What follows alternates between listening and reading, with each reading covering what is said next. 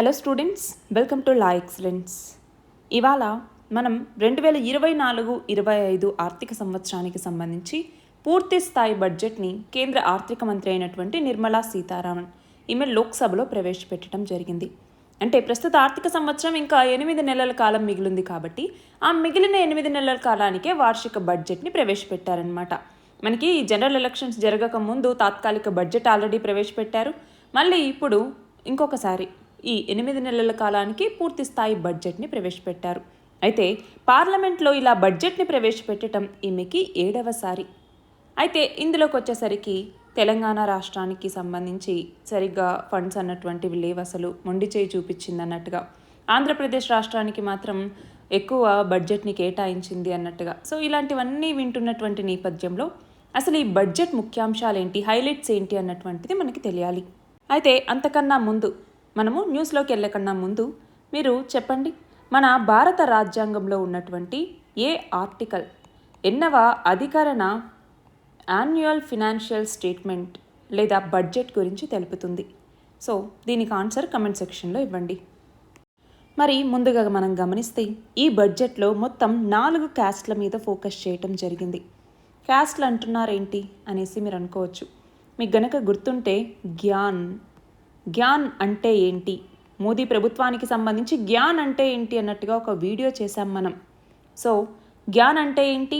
G అంటే Garib, poor అనేసి, why అంటే యువ, యూత్ అనేసి, ఏ అంటే అన్నదాత, ఫార్మర్ అనేసి, అలాగే ఎన్ అంటే నారీ శక్తి లేదా ఉమెన్ అనేసి అర్థం. సో జ్ఞాన్కి సంబంధించి వివిధ రకాల స్కీమ్స్ని ఇంప్లిమెంట్ చేస్తున్నారు. ఇలాగా మనం ఒక వీడియో కూడా రికార్డ్ చేసాం. ఒకవేళ కావాలి అనుకుంటే దాని లింక్ని మీకు డిస్క్రిప్షన్లో ఇస్తాను, మీరు అందులో చూడండి. అయితే ఇప్పుడు మనం ఈ బడ్జెట్కి సంబంధించి చూస్తే 9 సూత్రాలని ఆధారంగా చేసుకుని ఈ బడ్జెట్ని రూపకల్పన చేయటం జరిగింది. ఏంటి ఆ 9 సూత్రాలు? ఇందులో మనం చూస్తే వ్యవసాయ రంగంలో ఉత్పాదకత ఎలా ఉంది, ఉద్యోగ కల్పన నైపుణ్యాభివృద్ధి ఎలా ఉంది, సామాజిక న్యాయం అన్నటువంటిది ఎలా జరుగుతుంది, పట్టణాభివృద్ధి ఎలా ఉంది, ఇంధన భద్రత అన్నటువంటిది ఉందా, మౌలిక రంగం ఎలా ఉంది, పరిశోధన ఆవిష్కరణలు అన్నటువంటివి ఎలా జరుగుతున్నాయి, అలాగే మనకి తయారీ రంగం ఉంటుంది కదా, తయారీ రంగం, సేవల రంగం, ఇవి ఎలా ఉన్నాయి, అలాగే తర్వాత తరం సంస్కరణలు అన్నటువంటివి ఎలా చేపట్టాలి. ఇలా ఈ 9 సూత్రాల ఆధారంగా ఇప్పుడు బడ్జెట్ని రూపకల్పన చేయటం జరిగింది. మరి చూడండి, బడ్జెట్ థీమ్ వచ్చేసరికి ఎంప్లాయ్మెంట్, స్కిల్లింగ్, ఎంఎస్ఎంఈస్, అలాగే మిడిల్ క్లాస్. ఈ బడ్జెట్ యొక్క థీమ్ ఏంటి అంటే ఈ 4 కాంపోనెంట్స్ అన్నమాట. మరి ప్రస్తుతం బడ్జెట్లోకి వచ్చేసరికి అంటే 2024-25కు సంబంధించి బడ్జెట్ అంచనాలు అన్నటువంటివి ఉంటాయి కదా. బడ్జెట్ అంచనాలు మనకి ఇంట్లో అయినా కూడా అంచనా అన్నటువంటిది ఉంటుంది కదా అండి. దేనికి ఎంత ఖర్చులు ఉంటుంది, మనకి ఎంత ఆదాయం వస్తుంది, అలాగా ఈ బడ్జెట్ అంచనాలు వచ్చేసరికి మొత్తం 48.21 లక్షల కోట్లు. అది కూడా కేవలం ఈ 8 నెలల కాలానికి అన్నమాట. అలాగే ద్రవ్య లోటు, ఈ ద్రవ్య లోటు అన్నటువంటిది ఎంత శాతం ఉంటుంది అని అంచనా వేస్తున్నారంటే 4.9%. మరి 4.9% దేంట్లో ఈ ద్రవ్య లోటును అంచనా వేస్తున్నారు అంటే మన యొక్క జీడిపి, మన యొక్క ఆర్థిక వృద్ధిలో ద్రవ్య లోటు ఇంత ఉంటుంది అన్నట్టుగా అంచనా వేస్తున్నారు. ఇది కాకుండా వ్యవసాయ రంగం కావచ్చు, కూరగాయల ఉత్పత్తి కావచ్చు, క్లస్టర్స్ కావచ్చు, సహకార రంగం కావచ్చు, ఎంప్లాయ్మెంట్ ఇన్సెంటివ్స్ కోసం 3 పథకాలని తీసుకురావటం, రాయలసీమ, ప్రకాశం, ఉత్తరాంధ్ర ఇలాంటి వాటికి ప్రత్యేక ప్యాకేజీలు ఇవ్వటం, వరద నివారణకి బీహార్కి 11,000 కోట్లు ఇవ్వటం, ఇలా చాలా ఇంపార్టెంట్ విషయాలు ఈ బడ్జెట్లో ఉన్నాయి. సో మిస్ అవ్వకుండా పూర్తి వరకు చూడండి.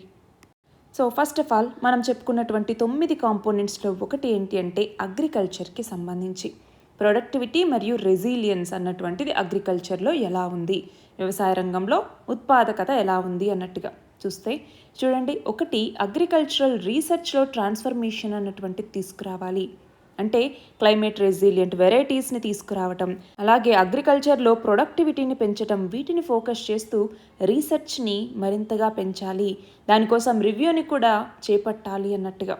అలాగే నేషనల్ కోఆపరేషన్ పాలసీ, దేనికోసం కోఆపరేటివ్ సెక్టార్లో ఆల్రౌండ్ డెవలప్మెంట్ తీసుకురావటం కోసం ఇది ఉపయోగపడుతుంది. అలాగే ఆత్మనిర్భరత లేదా సెల్ఫ్ రిలయన్స్ అంటాం, అంటే ఆయిల్ సీడ్స్కి సంబంధించి సెల్ఫ్ రిలయన్స్ని సాధించాలి మనం అగ్రికల్చర్లో. అంటే మస్టర్డ్ కావచ్చు, గ్రౌండ్నట్ కావచ్చు, సోయాబీన్ కావచ్చు, సెజైమ్ కావచ్చు, సన్ఫ్లవర్ కావచ్చు, వీటన్నింటి ఆయిల్ సీడ్ ప్రొడక్షన్లో మనం సెల్ఫ్ రిలయన్స్ని సాధించాలి. అలాగే వెజిటబుల్ ప్రొడక్షన్లోనూ సప్లై చైన్లో కూడా మనము మరింత వృద్ధిని సాధించాల్సి ఉంటుంది.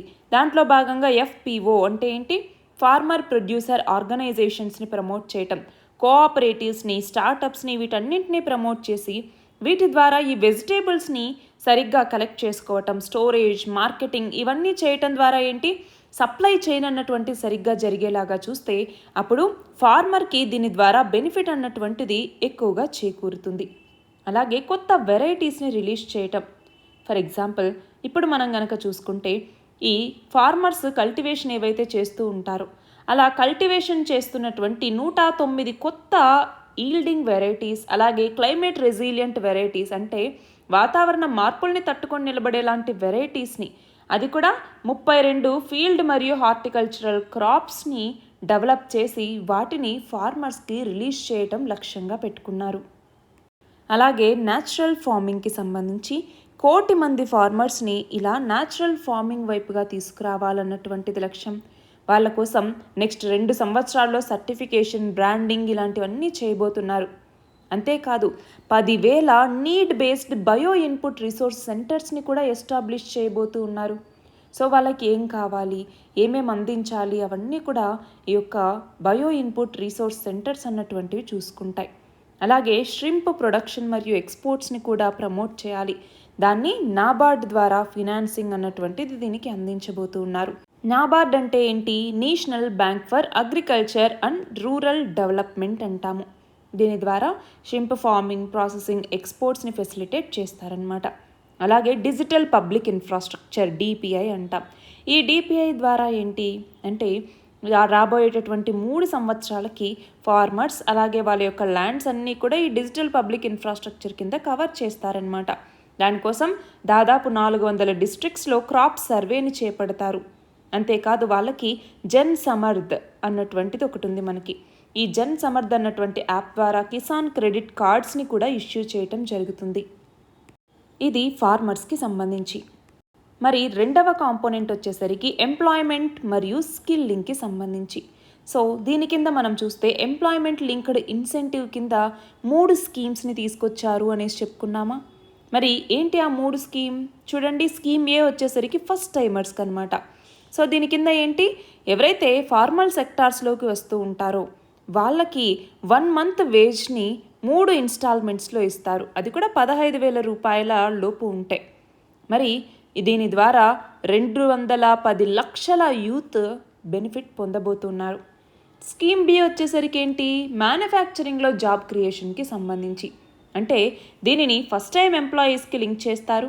అలాగే ఎంప్లాయీకి ఎంప్లాయర్ ఎవరైతే ఉంటారో వీళ్ళకి ఇన్సెంటివ్ అన్నటువంటిది ఇస్తారు. అది కూడా కొంత స్పెసిఫైడ్ స్కేల్స్ మాత్రమే, అంటే ఇంత శాలరీ మాత్రమే ఉండాలి అన్నట్టుగా ఉండే వాళ్ళకన్నమాట. అది కూడా ఫస్ట్ 4 ఇయర్స్కి మాత్రమే. దీని ద్వారా 30 లక్షల మంది యూత్ బెనిఫిట్ పొందబోతున్నారు. నెక్స్ట్ స్కీమ్ C వచ్చేసరికి ఎంప్లాయర్స్కి సపోర్ట్ అన్నటువంటిది అందిస్తారు.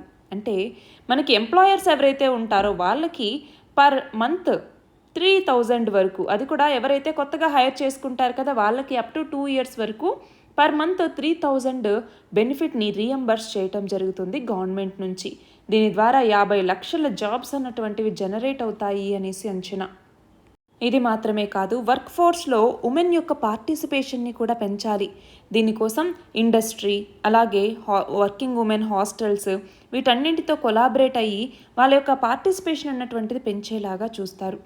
అలాగే మనకి ప్రమోటెడ్ ఫండ్ అన్నటువంటిది ఉంటుంది గవర్నమెంట్ నుంచి. దాని ద్వారా 7.5 లక్షల రూపాయల వరకు లోన్ని ఇవ్వటం జరుగుతుంది. దాని ద్వారా 25,000 స్టూడెంట్స్ ప్రతి సంవత్సరం బెనిఫిట్ పొందుతారు. అలాగే హైయర్ ఎడ్యుకేషన్ని డొమెస్టిక్ ఇన్స్టిట్యూషన్స్లో, అంటే మన దేశంలోని ఇన్స్టిట్యూషన్స్లో చేస్తున్నటువంటి పిల్లలు ఎవరైతే ఉంటారో, స్టూడెంట్స్ ఎవరైతే ఉంటారో వాళ్ళకి లోన్స్కి సంబంధించి ఫినాన్షియల్ సపోర్ట్ ఇస్తారు. 10 లక్షల రూపాయల వరకు వాళ్ళకు హైయర్ ఎడ్యుకేషన్కి సంబంధించి లోన్ తీసుకోవచ్చు. అలాగే స్టూడెంట్స్ ప్రతి సంవత్సరం డైరెక్ట్ ఈ వోచర్స్ని కొనుగోలు చేయొచ్చు, అది కూడా 1,00,000 రూపాయల బెనిఫిట్తో. అలాగే యాన్యువల్ ఇంట్రెస్ట్ సబ్వెన్షన్ కూడా 3% ఇవ్వటం జరుగుతుంది. ఇది కాకుండా ఫోర్త్ స్కీమ్ ఏంటి అంటే పిఎంస్ ప్యాకేజ్ అన్నటువంటిది. ఏంటి పిఎంస్ ప్యాకేజ్? స్కిల్లింగ్ ప్రోగ్రామ్ అన్నమాట. దీని కింద రాబోయే 5 సంవత్సరాల కాలంలో 20 లక్షల మంది యూత్కి స్కిల్స్ అన్నటువంటివి అందిస్తారు. అలాగే 1000 ఇండస్ట్రియల్ ట్రైనింగ్ ఇన్స్టిట్యూట్ని అప్గ్రేడ్ చేయటం జరుగుతుంది. అది కూడా హబ్ అండ్ స్పోక్ మోడల్లో లాగా అనమాట. అంటే అవుట్కమ్ అన్నటువంటిది బాగొస్తుంది. దానివల్ల మనకేమవుతుంది, ఎక్కువ ఎంప్లాయ్మెంట్ అన్నటువంటిది జనరేట్ అవుతుంది. అంతేకాదు ఇండస్ట్రీకి తగినటువంటి స్కిల్స్ ఏవైతే కావాలో వాటికి తగినట్టుగా ఆ కంటెంట్ని డిజైన్ చేయటం జరుగుతుంది, ఆ కోర్స్ని డిజైన్ చేయటం జరుగుతుందన్నమాట. నెక్స్ట్ మూడవ కాంపోనెంట్ వచ్చేసరికి inclusive human resource development and social justice. దీని కింద పూర్వోదయ ప్లాన్ అన్నటువంటిది మనకి తెలియాలి. పూర్వోదయ ప్లాన్ కింద ఏంటి అంటే మనకి ఈస్టర్న్ పార్ట్స్లో రిచ్ స్టేట్స్ ఏవైతే ఉంటాయో, ఫర్ ఎగ్జాంపుల్ బీహార్ కావచ్చు, జార్ఖండ్ కావచ్చు, వెస్ట్ బెంగాల్ కావచ్చు, ఒడిషా కావచ్చు, ఏపీ కావచ్చు, వీటిలో ఎకనామిక్ ఆపర్చునిటీస్ని జనరేట్ చేయటం ద్వారా మనము ఏంటి ఎక్కువగా రీసోర్స్ డెవలప్మెంట్ అన్నటువంటిది చేయొచ్చు. దాని ద్వారా ఎకనామిక్ డెవలప్మెంట్ అన్నటువంటిది సాధ్యపడుతుంది అనేసి. అలాగే అమృత్సర్ కోల్కతా ఇండస్ట్రియల్ కారిడార్ని కూడా డెవలప్ చేయబోతూ ఉన్నారు. అంతేకాదు ఉమెన్ మరియు గర్ల్స్ వీళ్ళకి బెనిఫిట్ చేసేలాగా 3 లక్షల కోట్ల రూపాయల విలువైనటువంటి స్కీమ్స్ని కూడా అలొకేట్ చేస్తూ ఉన్నారు. అలాగే ఇక్కడ ఇంకొక స్కీమ్ గుర్తుంచుకోవాలి, అదే ప్రధానమంత్రి జన్ జాతీయ ఉన్నత్ గ్రామ్ అభియాన్ అన్నటువంటిది. దీని ద్వారా ఏంటి మనకు ఆల్రెడీ జన్ జాతీయ అన్నటువంటి పదం ఇక్కడ చూడగానే ఇది ట్రైబల్స్కి సంబంధించినటువంటిది అనేసి అర్థమవుతుందా? ఎందుకని మనము ప్రతి సంవత్సరం నవంబర్ 15వ తేదీని జన్ జాతీయ గౌరవ దివస్గా జరుపుకుంటాం, అవునా? సో ఆ పదం వినగానే ఇది ట్రైబల్కి సంబంధించినటువంటిది అనేసి మనం ఒక హింట్ తెచ్చుకోవచ్చు.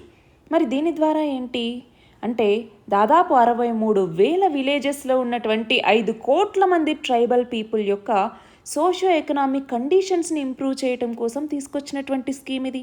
సో సోషల్ జస్టిస్ కింద మనము ఈ స్కీమ్ని కూడా మెన్షన్ చేయొచ్చు అనమాట మన ఎగ్జామ్లో. అలాగే ఇక్కడ చూడండి ఇండియా పోస్ట్ పేమెంట్ బ్యాంక్ అన్నటువంటిది ఉంది. దీనిని 100 బ్రాంచ్లకు పైగా నార్త్ ఈస్టర్న్ రీజియన్లో సెటప్ చేయబోతూ ఉన్నారు. మనకి నార్త్ ఈస్టర్న్ రీజియన్లో పెద్దగా డెవలప్మెంట్ లేదు, ఇప్పుడు డెవలప్మెంట్ చేస్తున్నాం అని చాలా చదువుకుని ఉంటాం, అవునా? మరి అందులో భాగంగా ఇప్పుడు అక్కడ పోస్ట్ పేమెంట్ బ్యాంక్స్ని కూడా దానికి సంబంధించిన బ్రాంచెస్ని కూడా అక్కడ ఎస్టాబ్లిష్ చేస్తూ ఉన్నారు. అలాగే ఆంధ్రప్రదేశ్ రీఆర్గనైజేషన్ యాక్ట్ మనకిది చాలా ఇంపార్టెంట్. ఇటు ఆంధ్రప్రదేశ్కి సంబంధించిన స్టూడెంట్స్ కావచ్చు, తెలంగాణకు సంబంధించిన స్టూడెంట్స్ కావచ్చు, ఆంధ్రప్రదేశ్ రీఆర్గనైజేషన్ యాక్ట్ 2014ని చదువుతూ ఉంటాం, అవునా? మరి అందులో భాగంగా ఇక్కడ ఒక 3 స్కీమ్స్ అన్నటువంటివి మనకి ఇంపార్టెంట్.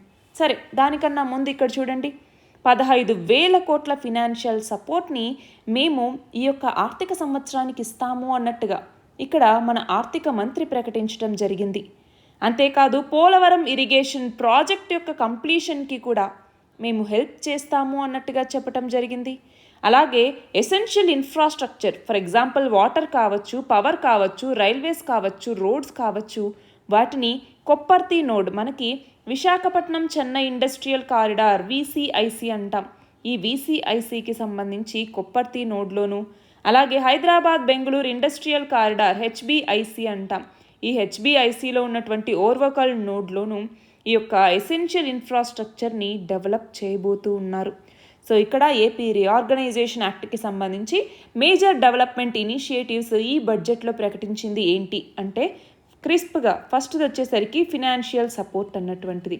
సో ఎంత ఫినాన్షియల్ సపోర్ట్ని అందిస్తామని చెప్పింది గవర్నమెంట్? 15,000 కోట్లు. రెండవది వచ్చేసరికి పోలవరం ఇరిగేషన్ ప్రాజెక్ట్కి సంబంధించి మెన్షన్ చేశారు. సో ఏంటి ఇది ఫుడ్ సెక్యూరిటీని మన దేశానికి అందించడంలో చాలా ఇంపార్టెంట్. సో దాని యొక్క కంప్లీషన్కి మేము హెల్ప్ చేస్తామన్నట్టుగా.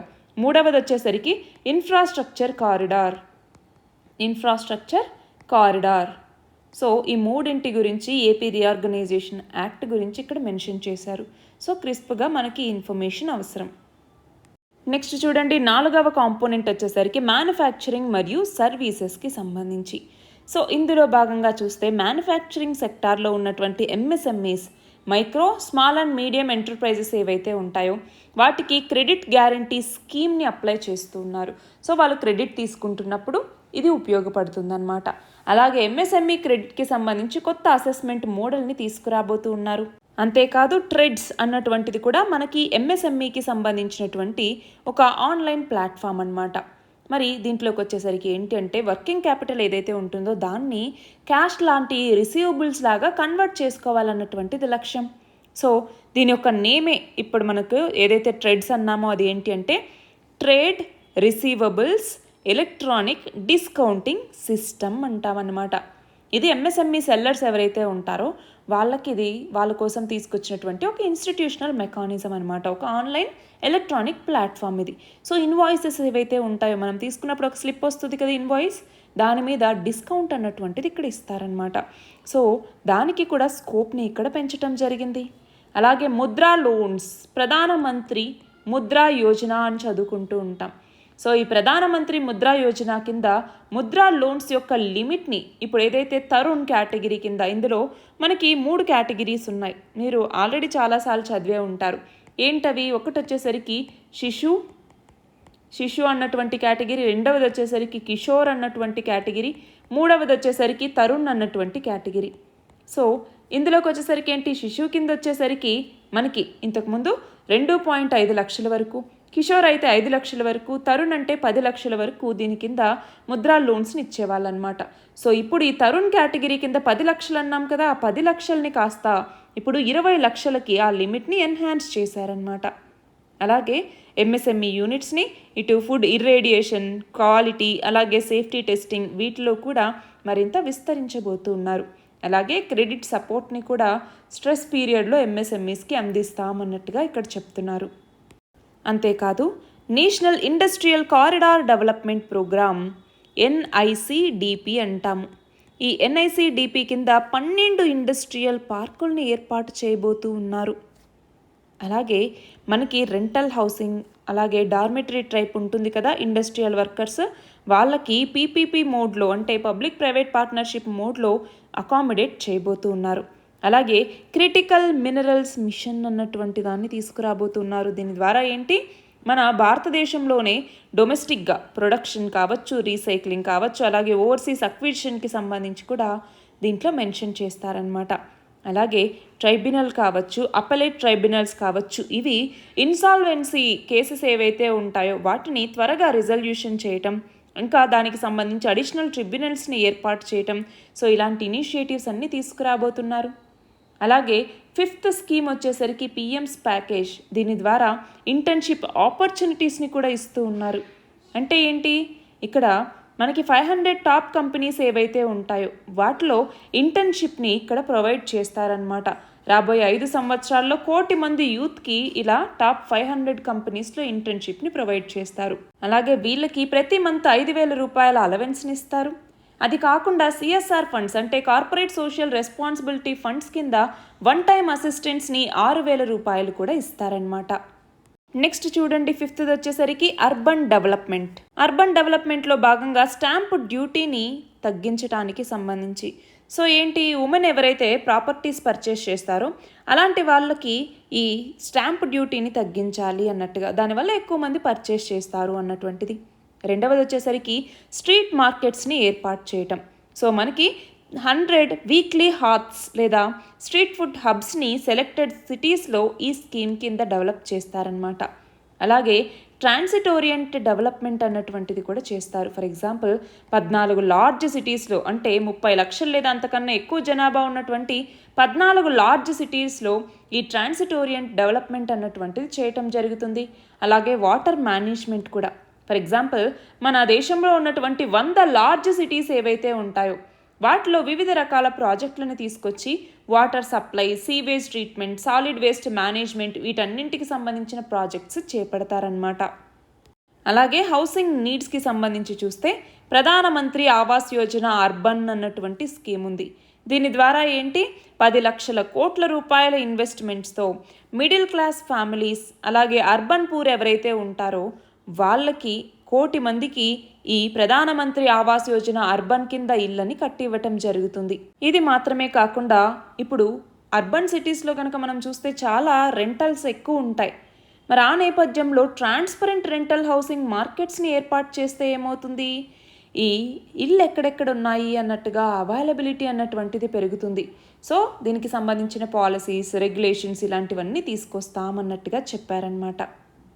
నెక్స్ట్ చూడండి, 6వ కాంపోనెంట్ ఎనర్జీ సెక్యూరిటీకి సంబంధించి ఇంధన భద్రత అంటాం. మరి ఇందులో భాగంగా ఏంటి, న్యూక్లియర్ ఎనర్జీకి సంబంధించి ఇనిషియేటివ్స్ తీసుకొచ్చారు. ఫర్ ఎగ్జాంపుల్ భారత్ స్మాల్ రియాక్టర్స్ని సెటప్ చేయటం, అలాగే భారత్ స్మాల్ మాడ్యులర్ రియాక్టర్ కావచ్చు, కొత్త కొత్త టెక్నాలజీస్ ఏవైతే న్యూక్లియర్ ఎనర్జీకి సంబంధించి ఉన్నాయో వాటి మీద R&Dని ప్రమోట్ చేస్తూ ఉన్నారు. అలాగే పంప్డ్ స్టోరేజ్ పాలసీని తీసుకురావటం ద్వారా ఏమవుతుంది, ఎలక్ట్రిసిటీని మనం స్టోరేజ్ చేసుకోవటానికి దాన్ని రెన్యూవబుల్ ఎనర్జీకి సంబంధించి మనం ఏదైతే లక్ష్యంగా పెట్టుకున్నామో, ఫర్ ఎగ్జాంపుల్ ఇప్పుడు 2030వ సంవత్సరం నాటికి రెన్యూవబుల్ ఎనర్జీని ఎన్ని గిగావాట్లు సాధించాలి అన్నట్టుగా మనం లక్ష్యంగా పెట్టుకున్నాము. సో దీని ఆన్సర్ చెప్పండి మీరు. సో దాన్ని సాధించాలి అంటే దానికంటూ స్మూత్ ఇంటిగ్రేషన్ అన్నటువంటిది జరగాలి, స్టోరేజ్ అన్నటువంటిది జరగాలి, దానికి కావాల్సిన ఫెసిలిటీస్ ఉండాలి. సో వాటన్నింటినీ ప్రమోట్ చేయటం కోసం పంప్డ్ స్టోరేజ్ పాలసీ అన్నటువంటిది ఉపయోగపడుతుంది. అలాగే ఎనర్జీ ఆడిట్ అంటే ఏంటి, ఇప్పుడు మైక్రో స్మాల్ ఇండస్ట్రీస్ ఏవైతే ఉన్నాయో అవి ఫినాన్షియల్ సపోర్ట్ ఇవ్వటం ద్వారా అవి క్లీన్ ఎనర్జీకి షిఫ్ట్ అయ్యేలాగా చూడటం. అంతేకాదు, ఇప్పుడు మనకి ఇలా ఎనర్జీ ఆడిట్స్ అన్నటువంటివి 60 క్లస్టర్స్లో ఫస్ట్ ఈ ఫేజ్లో చేపడతారు. నెక్స్ట్ ఫేజ్లో దాన్ని 100 క్లస్టర్స్కి విస్తరిస్తారు కూడా. అలాగే AUSC థర్మల్ పవర్ ప్లాంట్స్కి సంబంధించి అంటే ఇక్కడ మనం చూస్తే NTPC అలాగే BHEL ఇవి రెండూ కలిసి 800 మెగావాట్ల కమర్షియల్ ప్లాంట్ని ఏర్పాటు చేయబోతున్నాయి. అందులో భాగంగానే దీని గురించి చదువుకుంటున్నాం. అలాగే ప్రధానమంత్రి సూర్యఘర్ ముఫ్త్ బిజిలీ యోజన అన్నటువంటి స్కీమ్, దీన్నే ప్రధానమంత్రి సూర్యోదయ్ యోజన అని కూడా మనం చదువుకున్నాం. సో దీని ద్వారా ఏంటి, 1 కోటి హౌస్ హోల్డ్స్కి ఫ్రీ ఎలక్ట్రిసిటీని అందించటం, అలాగే ప్రతి మంత్ 300 యూనిట్ల వరకు జనరేట్ చేయటం. అంతేకాదు ఇప్పటిదాకా 1.28 కోట్ల రిజిస్ట్రేషన్స్, 14 లక్షల అప్లికేషన్స్ అన్నటువంటివి రావటం జరిగింది. సో దీని ద్వారా ఏంటి, క్లీన్ ఎనర్జీని ప్రమోట్ చేయాలి. 1 కోటి ఇళ్ల మీద ఈ యొక్క సోలార్ ప్యానెల్స్ని ఏర్పాటు చేయడం ద్వారా వాళ్ళకి 300 యూనిట్లు ఉచితంగా విద్యుత్ ఇచ్చేసి దాని తర్వాత మిగతా విద్యుత్ని గ్రిడ్తో కనెక్ట్ చేయడం జరుగుతుంది. సో వాళ్ళకి ఉచిత విద్యుత్ అన్నటువంటిది అందుతుంది, అదనపు ఆదాయం అన్నటువంటిది వస్తుంది, మనం రెన్యూవబుల్ ఎనర్జీని ప్రమోట్ చేసుకోవచ్చు. అంతేనా? సో క్లీన్ ఎనర్జీకి షిఫ్ట్ అవ్వటంలో ఇది కూడా ఒక భాగం. నెక్స్ట్ చూడండి, 7వ కాంపోనెంట్ ఇన్ఫ్రాస్ట్రక్చర్కి సంబంధించి. మరి ఇందులో భాగంగా 11,11,111 కోట్ల రూపాయల ఇన్ఫ్రాస్ట్రక్చర్ డెవలప్మెంట్ చేపడతాము అన్నట్టుగా చెప్పారు. సో ఇది మన జీడిపిలో 3.4% అన్నమాట. అలాగే 1.5 లక్షల కోట్లని స్టేట్స్కి లాంగ్ టర్మ్ ఇంట్రెస్ట్ ఫ్రీ లోన్స్గా ఇస్తారు. దీని ద్వారా రిసోర్స్ అలొకేషన్కి సపోర్ట్ అన్నటువంటిది ఇవ్వటం జరుగుతుంది. అలాగే పిఎంజిఎస్వై అంటే ఏంటి, ప్రధానమంత్రి గ్రామ్ సడక్ యోజన అన్నటువంటిది. గ్రామ్ సడక్ యోజన మీరు కనుక గుర్తుంటే చాలా పల్లెటూళ్ళ దగ్గరికి ఇలా వెళ్ళేటప్పుడు అక్కడ స్టార్టింగ్లో బోర్డు ఉంటుందన్నమాట, ఒక రోడ్ లాగా ఉండి ప్రధానమంత్రి గ్రామ్ సడక్ యోజన అనేసి ఉంటుంది. సో ఇదేంటంటే రహదారులు లేని గ్రామాలకి అన్ని కాలాల్లోనూ అనుకూలంగా ఉండేలాగా, అంటే ఆల్ వెదర్ కనెక్టివిటీని అందించడం కోసం తీసుకొచ్చినటువంటి ఒక ప్రభుత్వ పథకం అన్నమాట. మరి దీనిని 25,000 రూరల్ హ్యాబిటేషన్స్కి ప్రొవైడ్ చేయాలి అన్నటువంటి లక్ష్యంతో దీన్ని తీసుకొచ్చారు. సో ఫేజ్ 4 అన్నటువంటిది ఇప్పుడు లాంచ్ చేయటం జరిగిందనమాట.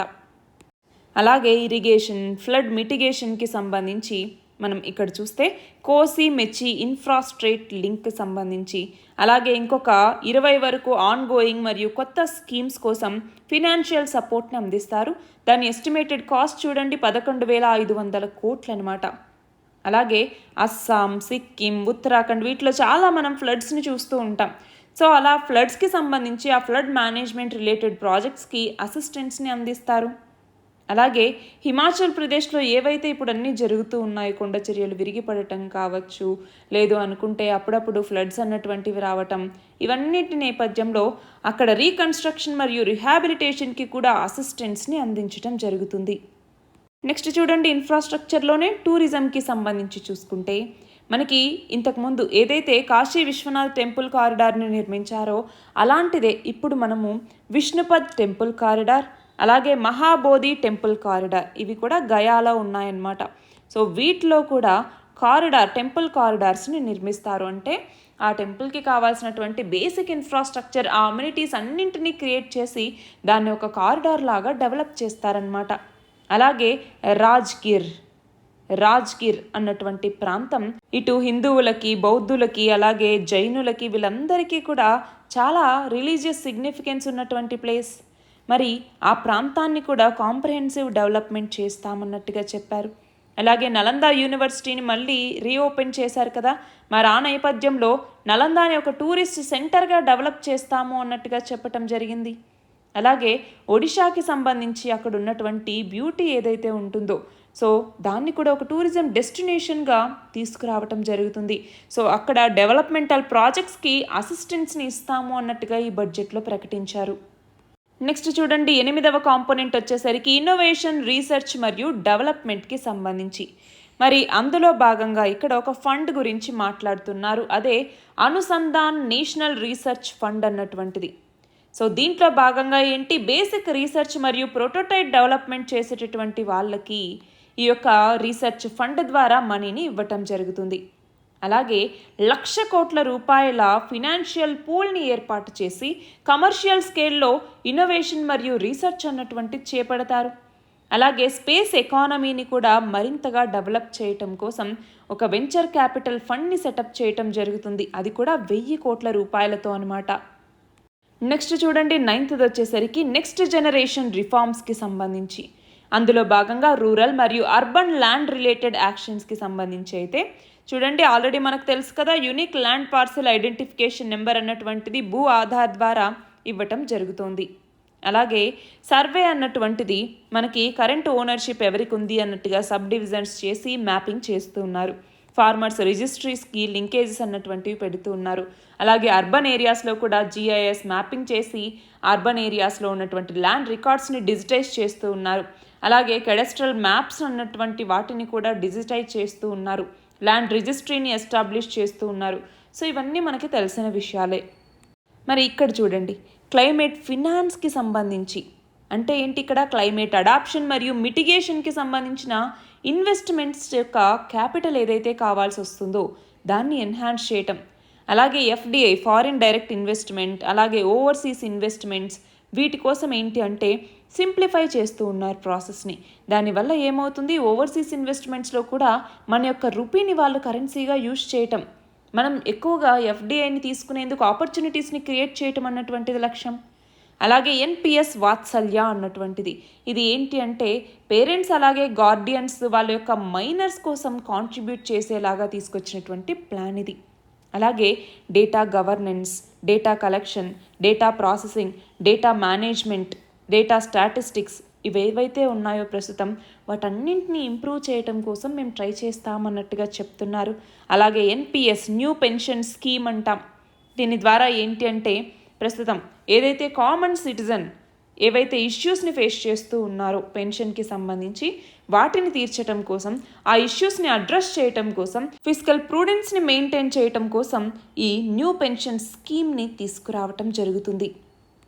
నెక్స్ట్ చూడండి, ఎకనామిక్ ఫౌండేషన్స్కి సంబంధించి కనుక మనం గమనిస్తే కరెంట్ అకౌంట్ డెఫిసిట్లో మనకి ఇంప్రూవ్మెంట్ కనపడుతుంది అన్నట్టుగా.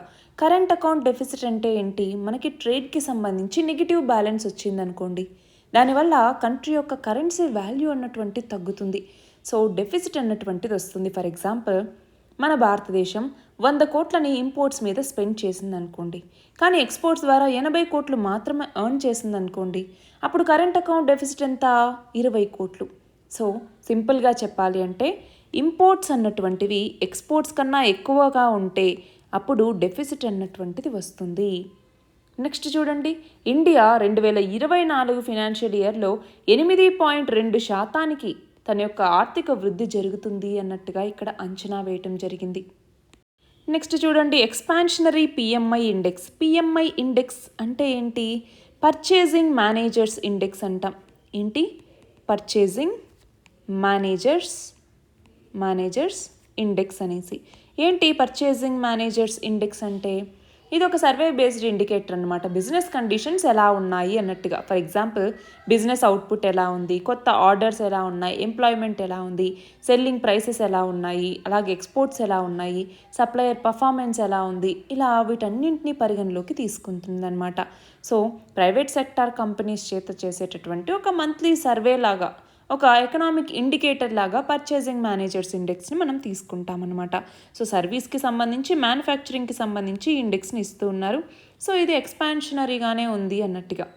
నెక్స్ట్ చూడండి, ఎన్పిఏస్, గ్రాస్ ఎన్పిఏస్ అంటాం. ఎన్పిఏ అంటే ఏంటి?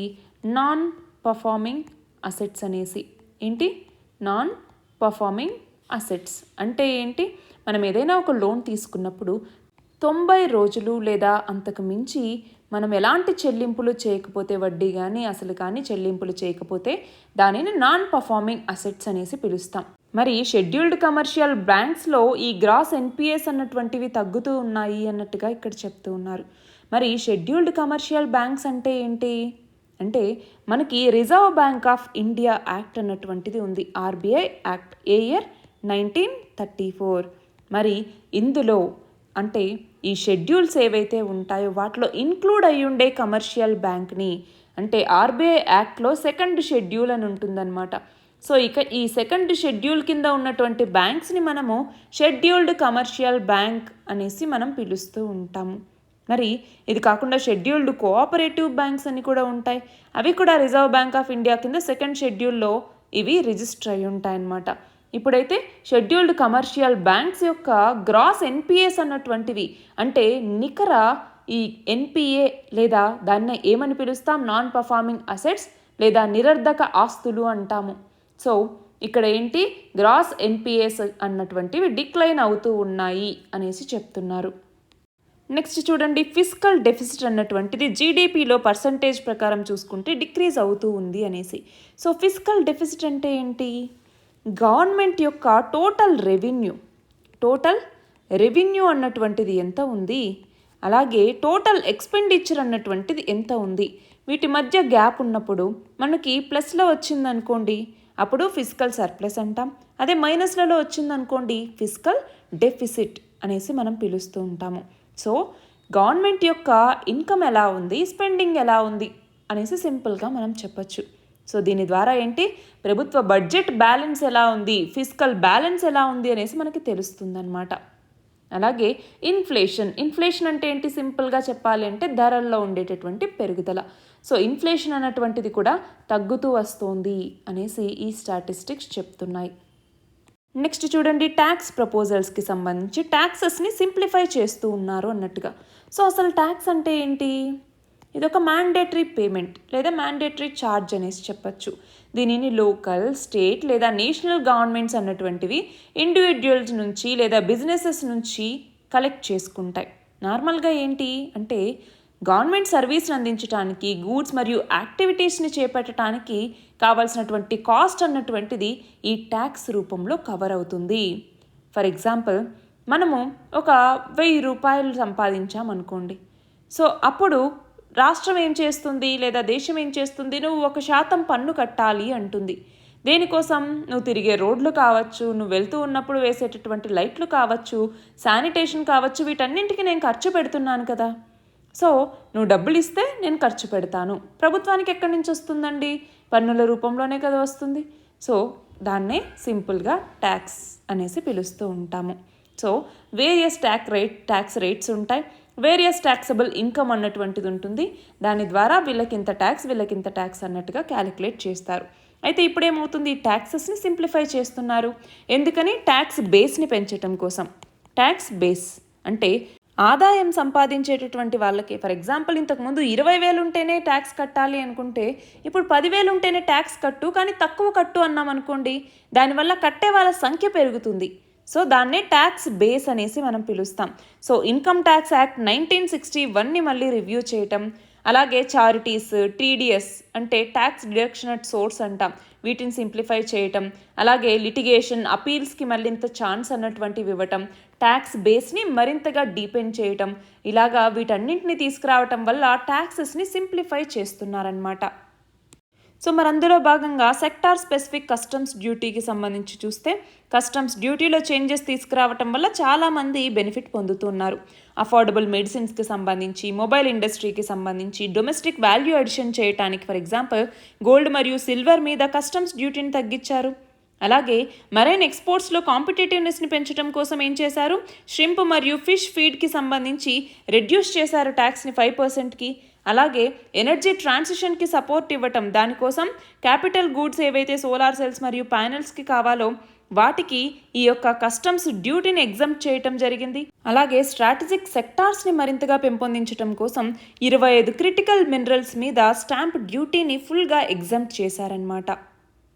నెక్స్ట్ చూడండి, డైరెక్ట్ ట్యాక్స్ ప్రపోజల్స్కి సంబంధించి కాంప్లియన్స్ బర్డన్ని రెడ్యూస్ చేయడానికి, ఎంటర్ప్రెన్యూరల్ స్పిరిట్ని పెంపొందించడానికి, ట్యాక్స్ రిలీఫ్ని సిటిజన్స్కి ప్రొవైడ్ చేయాలి అన్నట్టుగా కొన్ని చేంజెస్ని తీసుకొచ్చారు.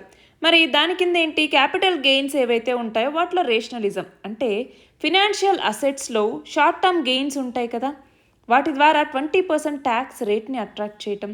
అలాగే లాంగ్ టర్మ్ గెయిన్స్ ఏవైతే ఫినాన్షియల్ నాన్ ఫినాన్షియల్ అసెట్స్ మీద ఉంటాయో వాటి ద్వారా 12.5% ట్యాక్స్ రేట్ని విధించటం. అలాగే ఈ ఫినాన్షియల్ అసెట్స్ ఏవైతే కొన్ని ఎగ్జంప్షన్స్ ఉంటాయో వాటి మీద కూడా లిమిట్ని ఇంక్రీజ్ చేశారు. అది ఎంత, 1 ఇయర్కి 1.25 lakh అన్నమాట. అలాగే ఏంజల్ ట్యాక్స్ని అబాలిష్ చేశారు. అన్ని క్లాసెస్ ఇన్వెస్టర్స్కి సంబంధించి కూడా ఏంజల్ ట్యాక్స్ని అబాలిష్ చేయటం జరిగింది. మరి ఈ నేపథ్యంలో ఏంజల్ ట్యాక్స్ అంటే ఏంటి, ఏంజల్ ట్యాక్స్ అంటే ఏంజల్ ఇన్వెస్టర్స్ అనేసి కొంతమంది ఉంటారనమాట. సో కొంతమంది వచ్చి డైరెక్ట్గా కొన్నింట్లో ఇన్వెస్ట్ చేస్తూ ఉంటారు. అలాంటి వాళ్ళు ఫండ్స్ని రేస్ చేస్తూ ఉంటారు కదా, దాని మీద ట్యాక్స్ని ఇంపోజ్ చేశారనమాట. సో దానివల్ల ఏమవుతుంది అంటే, ట్యాక్స్ పెట్టడం వల్ల ఏంజల్ ఇన్వెస్టర్స్ తక్కువ మంది వస్తారు. సో రిస్కీ ఉన్నటువంటి స్టార్టప్స్లో ఇన్వెస్ట్ చేయడానికి చాలామంది ముందుకు రారు, కానీ కొంతమంది ముందుకు వస్తారు, వాళ్ళనే ఏంజల్ ఇన్వెస్టర్స్ అంటాం. మరి అలా ముందుకు వచ్చినటువంటి వాళ్ళ మీద కూడా ట్యాక్స్ అన్నటువంటిది ఇంపోజ్ చేస్తే ఫండ్స్ ఎక్కడి నుంచి వస్తాయి? సో ఆ నేపథ్యంలోనే ఏంజల్ ట్యాక్స్ అన్నటువంటి దాన్ని అబాలిష్ చేసేశారు. అలాగే ట్యాక్స్ రెజీమ్ని సింప్లిఫై చేయటం, సేఫ్ హార్బర్ రేట్స్ ఏవైతే ఉంటాయో వాటిని ఫారిన్ మైనింగ్ కంపెనీస్ ఏవైతే ఉంటాయో వాటికి ప్రొవైడ్ చేయటం.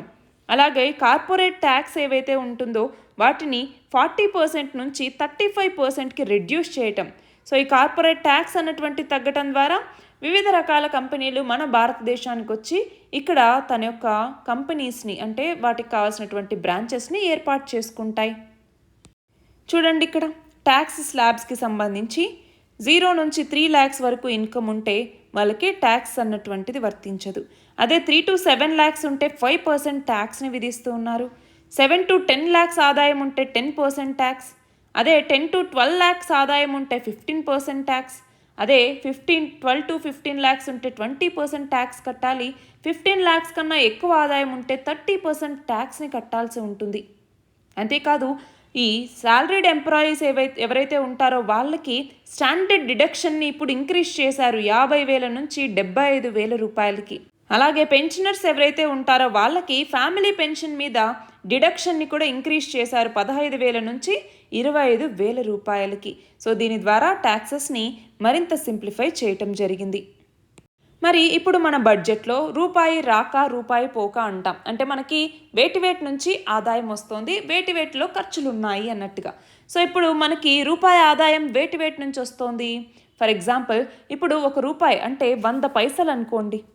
ఈ 100 పైసల్లో 27% అంటే 27 పైసలు బారోయింగ్స్ అదర్ లయబిలిటీస్ నుంచి, అంటే మనం వేరే చోటు నుంచి బారోయింగ్స్ చేపట్టడం ద్వారా వస్తున్నటువంటివి 27 పైసలు. అంటే ప్రతి రూపాయిలో 27 పైసలు అప్పులే. అలాగే 9% నాన్ ట్యాక్స్ రిసీట్స్ నుంచి వస్తూ ఉన్నాయి. 1% మాత్రం నాన్ డెట్ క్యాపిటల్ రిసీట్స్ నుంచి వస్తున్నాయి. 4% కస్టమ్స్ నుంచి వస్తూ ఉన్నాయి, అంటే 4 పైసలు. 17 పైసలు అంటే 17% కార్పొరేషన్ ట్యాక్స్ నుంచి వస్తూ ఉన్నాయి. 18% అంటే 18 పైసలు జిఎస్టీ, అలాగే మిగతా ట్యాక్సెస్ నుంచి వస్తున్నాయి. మరి యూనియన్ ఎక్సైజ్ డ్యూటీ ద్వారా 5% వస్తుంది, ఇన్కమ్ ట్యాక్స్ ద్వారా 19%. కానీ ఇక్కడ హయ్యెస్ట్ మనకి రూపాయి ఎక్కడి నుంచి వస్తుంది, బారోయింగ్స్ నుంచే వస్తుంది. ఇది గమనించాలి. మరి మన ఖర్చులు ఎలా ఉన్నాయి చూడండి. ఇప్పుడు అదే 100 పైసల్లో ఇంట్రెస్ట్ పేమెంట్స్కి మనం 19 పైసలు కడుతున్నాం. అంటే 27 పైసలు తెచ్చుకుంటున్నాం, దానికి 19 పైసలు మనము ఇంట్రెస్ట్గానే పే చేసేస్తున్నాం. ఇంకొక 16 పైసలేమో సెంట్రల్ సెక్టార్ స్కీమ్స్కి పే చేస్తున్నాం. 6% సబ్సిడీలకు పే చేయాల్సి వస్తుంది. డిఫెన్స్ మీద 8% పెడుతున్నాం. అలాగే స్టేట్స్ షేర్కి 21% పోతోంది. ఫినాన్స్ కమిషన్ అలాగే మిగతా ట్రాన్స్ఫర్స్కే 9% పోతోంది. సెంట్రల్లీ స్పాన్సర్డ్ స్కీమ్స్కి 8%, సెంట్రల్లీ స్పాన్సర్డ్ స్కీమ్ అలాగే సెంట్రల్ సెక్టార్ స్కీమ్ ఈ రెండింటికి డిఫరెన్స్ తెలియాలండి. సెంట్రల్ సెక్టార్ స్కీమ్ అంటే ఏంటి? 100% సెంట్రల్ గవర్నమెంటే స్పాన్సర్ చేస్తుంది. సెంట్రల్లీ స్పాన్సర్డ్ స్కీమ్ అంటే ఏంటి? ఇక్కడ central government share, state government share రెండు ఉంటాయన్నమాట. నార్మల్గా 60:40 అనేసి, నార్మల్గా అది కాకుండా హిల్లీ ఏరియాస్ కావచ్చు, నార్త్ ఈస్టర్న్ ఏరియాస్లో అయితే 90:10% అనేసి అలా ఉంటుందన్నమాట. మరి ఇది కాకుండా ఇంకొక 9% అదర్ ఎక్స్పెండిచర్స్, 4% వచ్చేసరికి పెన్షన్స్ ఇవ్వటానికి, ఇలా 100 పైసల్లో అంటే ప్రతి రూపాయిలో ఒక్కొక్క పైసా ఒక్కొక్క శాతం అనుకుంటే ఇలా ఖర్చులు అన్నటువంటివి ఉన్నాయి. మరి ఇందులోనూ చూసుకుంటే హయ్యెస్ట్ ఖర్చులు అన్నటువంటివి స్టేట్స్ షేర్ కిందికి పోతే, దాని తర్వాత సెకండ్ హయ్యెస్ట్ ఇంట్రెస్ట్ పేమెంట్స్కే పోతోంది. నెక్స్ట్ చూడండి, మరి ఈ బడ్జెట్లో మేజర్ ఐటమ్స్ మీద ఎక్స్పెండిచర్ ఎలా పెడుతున్నారు అంటే డిఫెన్స్కి ఎక్కువ కేటాయించడం జరిగింది. 4,54,773 కోట్లు. దాని తర్వాత రూరల్ డెవలప్మెంట్కి 2,65,808 కోట్లు. తర్వాత అగ్రికల్చర్ మరియు అలైడ్ యాక్టివిటీస్కి 1,51,851 కోట్లు. హోమ్ అఫైర్స్కి వచ్చేసరికి 1,50,983 కోట్లు. ఆ తర్వాత ఎడ్యుకేషన్కి 1,25,638 కోట్లు. ఐటీ మరియు టెలికాం సెక్టార్కి 1,16,342 కోట్లు. హెల్త్కి ఏమో 89,287 కోట్లు. ఎనర్జీకి వచ్చేసరికి 68,769 కోట్లు. సోషల్ వెల్ఫేర్కి ఏమో 56,501 కోట్లు. కామర్స్ మరియు ఇండస్ట్రీకి వచ్చేసరికి 47,559 కోట్లు. ఇలాగా వివిధ రకాల సెక్టార్స్ మీద ఎక్స్పెండిచర్ చేయటం జరిగింది. మరి మేజర్ స్కీమ్స్ యొక్క అలొకేషన్ ఎలా ఉంది అనేసి చూస్తే ఎంజీఎన్ఆర్ఈజీఏ లేదా Mahatma Gandhi national rural employment generation act అనేసి పిలుస్తాం. దీని ద్వారా ఏంటి? ఇది రైట్ టు వర్క్ అంటాం కదా, 100 దినాల పని దినాల్ని కల్పించటం అన్నటువంటిది దీని యొక్క లక్ష్యం. మరి దీంట్లో 2024-25 బడ్జెట్ ఎస్టిమేట్స్లో 86,000 కోట్లని దీనికి కేటాయించారు. అలాగే రీసెర్చ్ మరియు డెవలప్మెంటల్ ప్రాజెక్ట్స్కేమో 1,200 కోట్లు. అలాగే న్యూక్లియర్ పవర్ ప్రాజెక్ట్స్కి వచ్చేసరికి 2,228 కోట్లు. పిఎల్ఐ అంటే ఏంటి? ప్రొడక్షన్ లింక్డ్ ఇన్సెంటివ్ స్కీమ్ అంటే మన దేశంలో ఉత్పత్తిని పెంచాలి అన్నటువంటి ఉద్దేశంతో ఉత్పత్తి ఆధారిత ప్రోత్సాహక పథకం అని తీసుకొచ్చాం, పిఎల్ఐ స్కీమ్ అనేసి. ఫార్మాస్యూటికల్ ఇండస్ట్రీకి ఈ పిఎల్ఐ స్కీమ్ కింద 2,143 కోట్లని కేటాయించామన్నమాట. అలాగే సెమీ కండక్టర్స్ మరియు డిస్ప్లే మ్యానుఫ్యాక్చరింగ్స్ ఏవైతే ఉంటాయో వాటి యొక్క డెవలప్మెంట్ కోసం ఈ ఆర్థిక సంవత్సరంలో 6,903 కోట్లు కేటాయించారు. సోలార్ పవర్ గ్రిడ్కి సంబంధించి 10,000 కోట్లను కేటాయించారు. డైరెక్ట్ బెనిఫిట్ ట్రాన్స్ఫర్ ఎల్పీజీ కింద, లిక్విడ్ పెట్రోలియం గ్యాస్ అంటాం, ఎల్పీజీ సిలిండర్ మీద 1,500 కోట్లు డీబీటీకి దీంట్లో ప్రకటించడం జరిగింది. అలాగే లైన్ ఆఫ్ క్రెడిట్ అన్నటువంటిది ఐడిఈఎస్ స్కీమ్ కింద ఇస్తారు. దాని కింద చూడండి 3,849 కోట్లను కేటాయించడం జరిగింది. ఐడిఈఎస్ స్కీమ్ అంటే ఏంటి? Indian development and economic assistance scheme అంటాం. అంటే ఇక్కడ మనం గమనించాలి, ఇది ఇండియా యొక్క పొలిటికల్, ఎకనామిక్ అండ్ స్ట్రాటజిక్ ఇంట్రెస్ట్ని ఇండియా అన్నటువంటిది అబ్రాడ్లో ప్రదర్శించడానికి, ఒక పాజిటివ్ ఇమేజ్ని బిల్డ్ చేసుకోవడానికి ఇది చాలా ఉపయోగపడుతుందన్నమాట. నెక్స్ట్ చూడండి, రిసీట్స్కి సంబంధించి బడ్జెట్ రిసీట్స్ అంటాం. అంటే ఏంటి? మన మనీ అన్నటువంటిది ఇన్ఫ్లో ఎలా జరుగుతుంది, ఇన్కమ్ అన్నటువంటిది ఎలా జరుగుతుంది. ఫర్ ఎగ్జాంపుల్ ఏ గవర్నమెంట్ అయినా ఒక గివెన్ పీరియడ్ అంటే నార్మల్గా ఒక ఫిజికల్ ఇయర్లో ఇన్కమ్ అన్నటువంటిది ఎలా ఎర్న్ చేస్తోంది అంటే మనీ యొక్క ఇన్ఫ్లో అన్నటువంటిది ఎలా జరుగుతుంది అన్నట్టుగా. అందులో రెవెన్యూ రిసీట్స్ అనేసి, క్యాపిటల్ రిసీట్స్ అనేసి ఉంటాయన్నమాట. సో దీని ద్వారా ఒక గవర్నమెంట్ ఎక్స్పెండిచర్కి సంబంధించి ఎలా ఫినాన్సింగ్ అన్నటువంటిది జరుగుతుందనేసి మనం తెలుసుకోవచ్చు. సో అందులో భాగంగా రెవెన్యూ రిసీట్స్ చూడండి, 2024-25 బడ్జెట్ ఎస్టిమేట్స్ ప్రకారం 31.3 లక్షల కోట్లు ఉండొచ్చు అనేసి అంచనా. అదే క్యాపిటల్ రిసీట్స్ వచ్చేసరికి 16.9 లక్షల కోట్లు ఉండొచ్చు అనేసి అంచనా. అదే ఎక్స్పెండిచర్కి సంబంధించి అంటే గవర్నమెంట్ ఒక ఫిజికల్ ఇయర్లో ఎంత ఎక్స్పెండిచర్ చేస్తుంది అన్నట్టుగా అందులో భాగంగా రెవెన్యూ ఎక్స్పెండిచర్ అంటే పథకాలకి అలాగే మనకి ఏవైతే డీబీటీ కింద ఇచ్చేవి ఇలా వీటి ద్వారా ఏమవుతుంది అంటే లాంగ్ టర్మ్ దీని ద్వారా ఏం వాల్యూ అన్నటువంటిది ఉండదన్నమాట. సో ఆ రెవెన్యూ ఎక్స్పెండిచర్ చూడండి 37.1 లక్షల కోట్లు ఉంటుంది అని అంచనా. అదే ఎఫెక్టివ్ క్యాపిటల్ ఎక్స్పెండిచర్ అంటే స్కూల్స్, హాస్పిటల్స్ ఇవన్నీ లాంగ్ టర్మ్లో మనకి ఈల్డ్ ఇచ్చేటటువంటివి. సో వాటి మీద 15 లక్షల కోట్లు ఖర్చు పెడుతుంది అనేసి అంచనా. సో ఇది సింపుల్గా ఇయర్ బడ్జెట్కి సంబంధించి. All the very best and thank you very much.